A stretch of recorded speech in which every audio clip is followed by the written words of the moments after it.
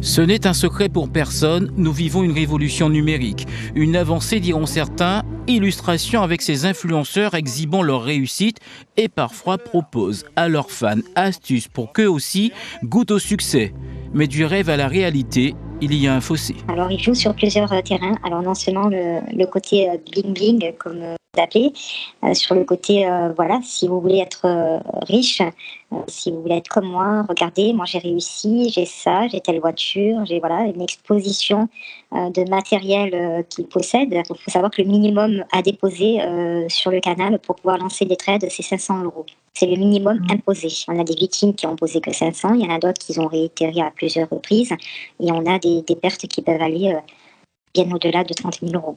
88 victimes déclarées à ce jour, sans compter de nouveaux plaignants qui affluent quotidiennement. Dans leur viseur, un influenceur en vogue, le réunionnais Marc Blatta, une star des réseaux sociaux. Lui et son épouse installés à Dubaï sont ciblés pour escroquerie en bande organisée. Marc Blatta a suspendu certains de ses comptes. Juste avant cela, il défendait ses activités. Les gens pensent qu'ils vont devenir millionnaires du jour au lendemain et ils ne savent pas être patients. Aujourd'hui, on prend les fondations d'une maison, on va construire une maison, on ne peut pas commencer par les fenêtres.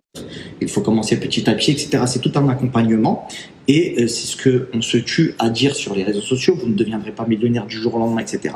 Et la manière dont les gens gèrent leur argent, nous en sommes pas responsables. Une proposition de loi pour réguler les dérives des influenceurs sur les réseaux sociaux est en cours.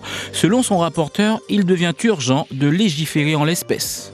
Aujourd'hui, il y a un problème. Les influenceurs ne connaissent pas suffisamment le cadre réglementaire. Par ailleurs, ils font de la promotion pour des produits dont certains sont déjà interdits, mais il nous semble qu'il faut aller plus loin en renforçant un certain nombre d'interdictions sur les produits de santé et plus largement aussi sur un certain nombre de jeux d'argent et de hasard. L'idée, c'est justement d'utiliser notamment, et c'est ce que nous verrons avec Stéphane Vogetta, le rôle des agences, parce qu'on va imposer finalement aux influenceurs d'avoir un contrat avec un représentant légal en France.